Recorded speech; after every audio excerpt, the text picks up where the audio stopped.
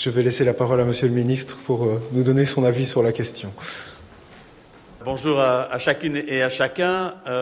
Merci à Jean-Pierre Destin d'avoir accepté de présider cette assemblée, ce collège. Et puis, merci d'avoir choisi cette thématique.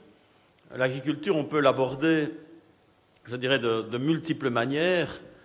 On peut l'aborder sous des angles complètement paysagers, d'attractivité, des angles environnementaux, des angles, je dirais, de diversification, des angles de relations sociales, etc., de ruralité.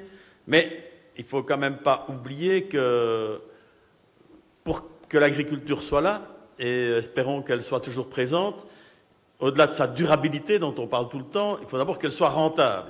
Et s'il y a bien un problème pour l'instant à l'agriculture, c'est son manque de rentabilité. On vient de le voir avec les témoignages qui nous ont été présentés, mais on le sait à travers l'évolution des marchés et des prix, et dans cette année qui est, il ne faut pas se cacher, épouvantable au niveau des résultats financiers dans les exploitations. Alors, merci d'avoir posé cette question, parce que le prix, ce n'est pas seulement le prix que fait le marché, c'est d'abord le prix que le consommateur paye et le prix, la part de ce prix qui revient au producteur. Et cela, quelle que soit la conjoncture, quelle que soit l'évolution des tendances, c'est une constante. Où est l'équilibre? Quel est le juste prix pour un consommateur et quelle est la juste rémunération pour le producteur? Alors, à travers aussi les témoignages des consommateurs, il y a quelque chose qui peut être frappant. C'est sous-jacent à chaque intervention. On a entendu, finalement c'est cher. On ne le dit pas comme ça, mais chaque intervention, finalement, représentait le prix comme un prix important. Est-ce que les consommateurs savent qu'aujourd'hui, seuls 12% de leurs dépenses vont à l'alimentation, ce qui est considérablement moins important qu'il y a certes 2 ou 3 décennies, mais encore beaucoup moins important qu'il y a 10 ans. Donc je pense qu'il y a énormément d'informations, et on l'a vu assurément, là le trait était souligné dans chaque intervention, l'absolue ignorance des consommateurs par rapport à la part du prix final qui revient aux producteurs. Alors l'enquête qui sera présentée tout à l'heure sera certainement intéressante. Je pense que toute une série de questions devront être abordées. L'interdiction de la vente à perte. Les produits finis, il y a des interdictions de vente à perte. Ça n'existe pas pour les produits de base. Pourquoi? Le rôle, évidemment, des maillons intermédiaires entre le producteur et le consommateur. On en parle depuis que j'ai l'occasion d'assister à des réunions agricoles, quand même quelques dizaines d'années. On en parle tout le temps. Qu'est-ce qui a été fait? Qu'est-ce qui est en train de se faire? Et surtout, quelles seraient les bonnes pratiques? Avec, évidemment, la répartition des marges entre les différents acteurs de la chaîne. Avec les possibilités d'action, évidemment, et c'est ce que vous souhaitez qu'en tout cas moi je puisse exprimer, au niveau des différentes responsabilités et au niveau des différents niveaux de pouvoir. Alors, c'est clair qu'on a pour le moment, au niveau fédéral, un observatoire des prix. Il observe. Est-ce qu'il ne devrait pas avoir d'autres missions, d'autres responsabilités, de manière à ce qu'il y ait des dysfonctionnements qui puissent à un moment donné être sanctionnés. Il y a évidemment toute la politique agricole commune. 2 éléments d'information par rapport à des lignes qui bougent quelque peu, sans verser dans un enthousiasme qui serait tout à fait béat. Lundi dernier, Conseil agricole, on a reçu des conclusions d'un groupe sur le renforcement, je cite, de la position des agriculteurs dans la chaîne alimentaire, avec évidemment une conscience largement partagée dans chaque pays que l'agriculteur est le maillon faible. Et donc, il y a des conclusions qui ont été prises, mais ce sont des conclusions qui restent, je dirais, au plan des généralités. Et il a été convenu que la Commission devait, je dirais, donner du contenu à ces propositions de manière à ce qu'effectivement on puisse avoir, je dirais, une véritable concrétisation de la volonté de lutter en tout cas contre des pratiques commerciales déloyales. Il y a aussi, au niveau européen, une étude d'impact qui a été décidée sur, je cite de nouveau, l'implémentation au niveau européen d'un cadre juridique visant à lutter contre les pratiques commerciales déloyales. En fait, certains pays ont peur d'inconvénients par rapport au droit de la concurrence, etc. Et on sent que ce sont les pays qui sont, je dirais, d'ailleurs les plus favorables à la régulation, qui sont aussi les plus demandeurs d'une implémentation réelle de ce cadre juridique. Un mois plus tôt, à l'avant-dernier Conseil, on avait eu, le 15 novembre, un exposé des travaux de ce qu'on appelle la Task Force sur les marchés. Vous savez que c'est un groupe de travail, dans le jargon européen, ils appellent ça un groupe à haut niveau, sur la problématique des marchés, et c'est un ancien ministre de l'Agriculture néerlandais, Kees Verman, qui préside. Il y a des propositions qui ont été faites. Elles ne sont en tout cas pas, à mon sens, suffisantes, puisque ces propositions émettent une série d'hypothèses lorsqu'il y a des phénomènes de surproduction, mais ces hypothèses ne vont pas encore dans le sens de ce que j'appelle de tous mes vœux, à savoir une véritable régulation avec des décisions effectives au niveau de chaque État membre lorsqu'il y a un déséquilibre entre l'offre et la demande. C'est ce que l'on connaît de manière substantielle et constante depuis de longs mois maintenant au niveau du lait, et vous savez combien les choses ont très peu avancé à cet égard. Qu'est-ce que la Wallonie fait par rapport à tout cela? Je voudrais mettre en exergue deux décisions récentes qui ont été prises au niveau de la Wallonie, parce qu'évidemment, un peu comme l'éleveur de porc le disait, j'en avais marre que finalement on m'impose le prix. Je voudrais au moins pouvoir intervenir et pouvoir en débattre. Les groupements de producteurs sont une réalité dans certains pays, c'est encore relativement embryonnaire. Je pense que chez nous, il y a place pour que des groupements de producteurs se constituent, non pas évidemment à la place des associations professionnelles reconnues, mais dans des filières tout à fait spécifiques et par rapport aussi à des acheteurs spécifiques, notamment l'industrie. Et donc, le 27 octobre, le gouvernement wallon a adopté un soutien à la constitution de groupements de producteurs, et ce soutien peut atteindre jusqu'à 100 000 euros par an pour couvrir les coûts liés à la constitution de ces groupements. Je vais aussi rappeler la mesure qui a été prise le 22 juillet, j'ai signé ici même lors de la foire, où la Wallonie intervient à concurrence de 2 000 euros par éleveur pour la constitution de coopératives en vue de la transformation et de la commercialisation des produits de l'élevage des coopérateurs. Je pense qu'il faut, dans les relations entre producteurs, l'industrie et les consommateurs, il faut fixer un cadre juridique. Pour l'instant, dans la concertation de la chaîne agroalimentaire, il y a, je dirais, la volonté des partenaires de dire on va avoir un code de bonne pratique.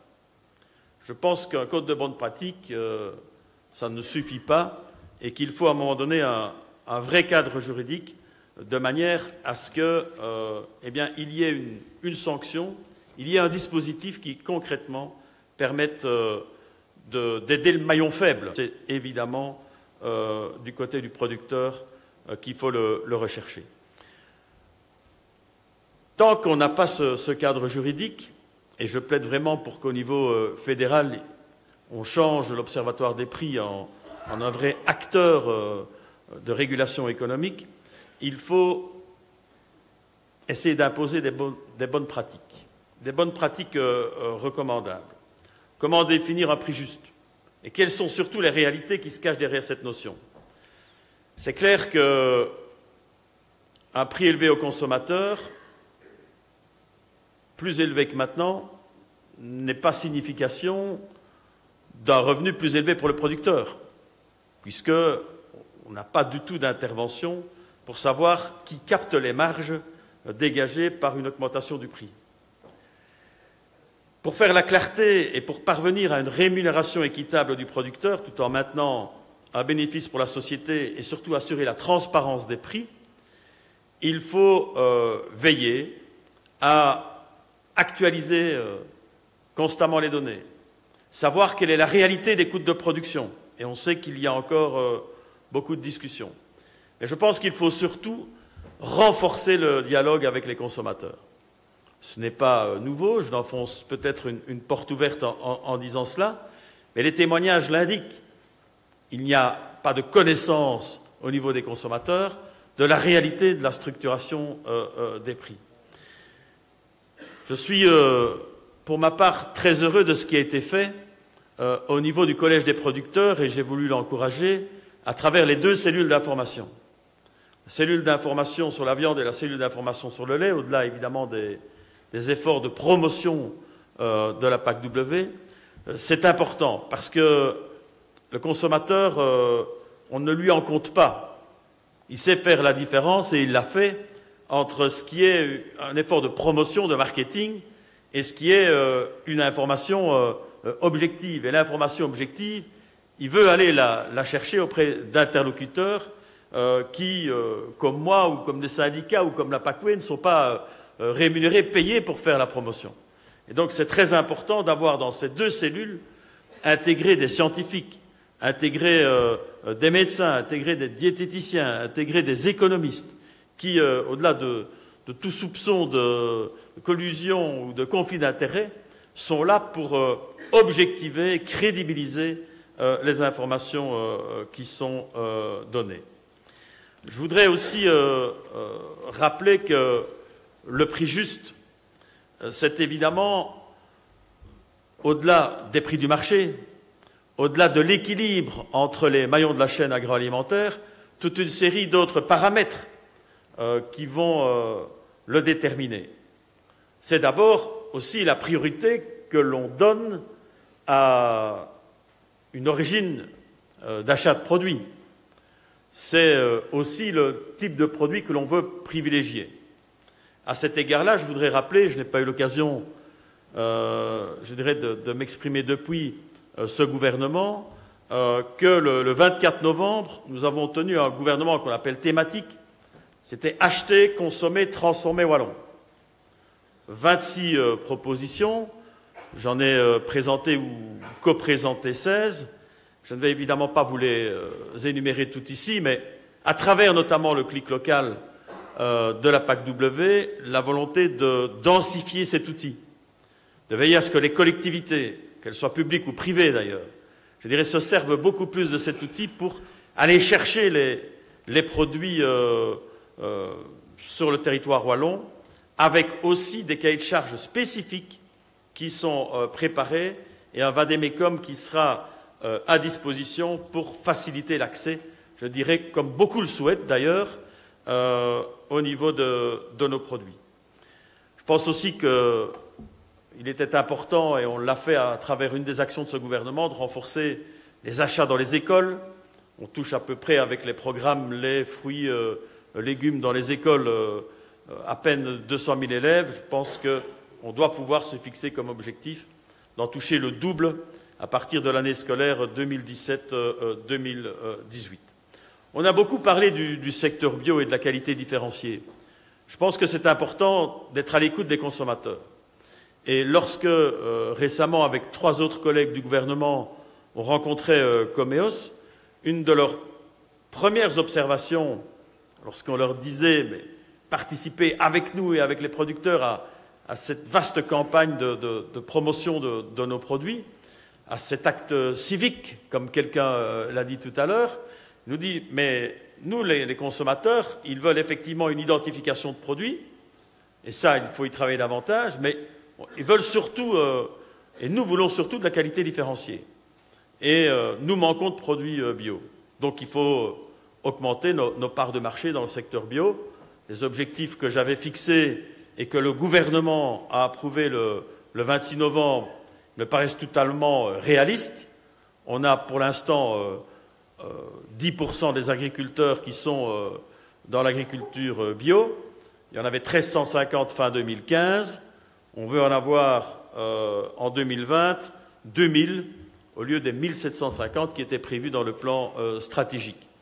Et ça veut dire aussi que dans la part de marché des produits frais, on doit gagner quelques pourcents, bien entendu, c'est fixé dans ce plan stratégique. Au niveau de la qualité différenciée, je crois qu'il y a aussi pas mal d'efforts à faire et nous avons décidé d'amplifier l'encadrement des filières. Pour l'instant, on est à 11 AOP IGP, on devrait pouvoir être à 20 d'ici l'année 2020. Et dans les segments de qualité différenciée, il y a pour l'instant 7 filières, on devrait pouvoir être à 17 en 2020 au plus tard. Je crois que chaque fois que l'on réussit cela, on amène de la valeur ajoutée, on amène du prix, on amène un juste prix. Et surtout, on renforce la part du revenu des agriculteurs. Le Collège des producteurs travaille pour l'instant sur des filières. Ça ne veut pas dire qu'en travaillant sur ces filières, il oublie les spéculations traditionnelles. Ça ne veut pas dire non plus qu'on oublie l'immense partie de la production qui est transformée et qui part à l'exportation. On a besoin d'exportation. Et on a besoin d'avoir une industrie qui transforme davantage nos produits. Tout le monde y trouvera son compte. Les emplois certainement de l'économie, mais aussi le producteur à travers une augmentation de revenus, s'il a sa juste part. On revient à la question initiale. Mais je pense que les filières spécifiques qui, pour l'instant, font l'objet de travaux du Collège des producteurs sont intéressantes. Certes, elles sont, je dirais, très délimitées. Ça ne concerne pas des centaines de producteurs, mais que ce soit l'orge brassicole, que ce soit l'horticulture comestible, que ce soit des secteurs non alimentaires comme le chanvre ou même encore les céréales panifiables, il y a place pour ce type de filière. Et vous savez aussi qu'on peut avoir de nouveaux succès au niveau de l'agriculture biologique si on n'est pas dans le cadre de filières qui sont soutenues, structurées, eh bien on peut, je dirais, manquer le but qui est recherché et même au contraire aboutir à l'un ou l'autre effet pervers.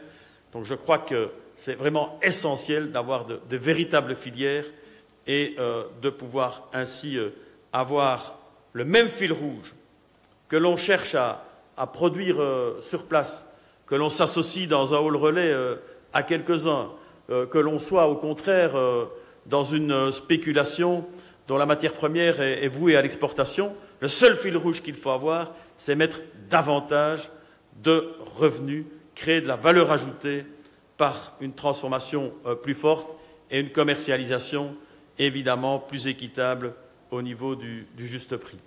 Alors, je voudrais en terminant dire qu'on sera bien sûr attentif au niveau de l'ensemble de mes services à tout ce qui se dira aujourd'hui et dans les semaines qui viennent. Les trois bras armés, je dirais, de la politique agricole wallonne s'exprimeront tout à l'heure, puisque à la fois l'administration, la DGO3, la PACUE et le centre de recherche sont tout à fait concernés par cette question. Je voudrais aussi remercier le Collège des producteurs pour l'intense travail qui a été mené dans le cadre de l'objectif de simplification administrative. Et Jean-Pierre Destin l'a dit, il y a une enquête qui a été faite, mais il y a surtout 27 propositions qui ont été formulées, avec l'appui des associations professionnelles. Et lorsqu'on s'est vu en septembre, je vous avais dit, il faut faire le tri entre trois choses sur lesquelles on peut tout de suite travailler. toute une série de choses sur lesquelles il faudra un peu plus de temps parce qu'il faut une modification des textes réglementaires, voire décrétales. Et puis, il y aura certainement une petite partie, j'espère la plus infime possible, où on pourra difficilement faire bouger les choses, puisqu'elle dépendrait essentiellement d'un cadre européen ou de règles de droit commun. En tout cas, je peux déjà vous dire, et nous avons une clause de rendez-vous en juin prochain, puisque c'est au mois de juin que l'on va se revoir pour évaluer ce que j'aurai avec le gouvernement réalisé comme simplification.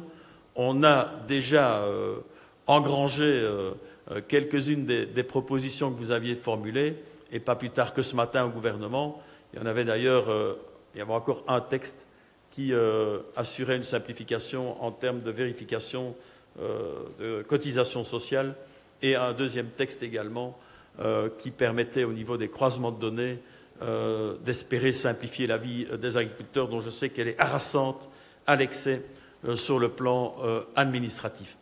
Je ne serai pas plus long, je vous souhaite vraiment un excellent travail. Je vais être aussi attentif que vous à l'enquête qui va nous être proposée.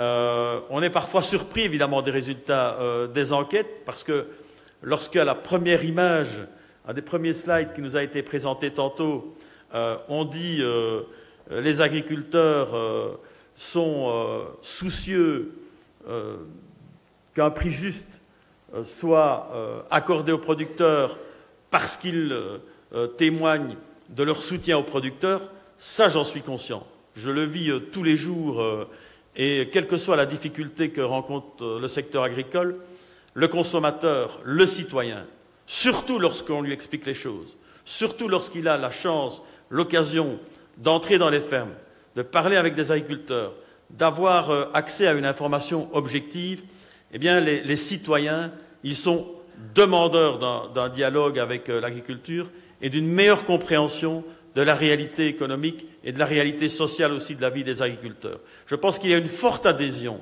de la société wallonne en particulier à l'agriculture wallonne telle qu'on la pratique, qui est une agriculture de qualité et de proximité. Et je pense que l'agriculture doit tirer parti de cet élan, pas seulement de solidarité, mais je dirais de sympathie et de connivence avec son agriculture. Mais par contre, j'ai été complètement étonné du pourcentage où on dit le deuxième facteur ou le premier facteur, c'est même d'abord que le prix soit juste. Comment pourrait-il savoir que le prix soit juste puisqu'ils n'en connaissent pas les composantes? Et on l'a vu d'ailleurs après avec les exemples concrets. Lorsqu'on demandait à quelqu'un quelle est la part du produit qui revient à l'agriculteur, personne ne peut répondre puisqu'on n'en connaît pas les composantes. Donc je pense qu'effectivement, un des travaux utiles, et je dirais même urgents, d'un réel observatoire des prix, tant au niveau national qu'au niveau européen, c'est de pouvoir faire la transparence. Et lorsqu'on est transparent, on est sûr de jamais perdre. En tout cas, on est sûr de jamais perdre la confiance des interlocuteurs que l'on a en face de soi. C'est dans cet esprit de confiance que je souhaite continuer à travailler avec vous, et en particulier avec le Collège des producteurs. Merci de votre attention.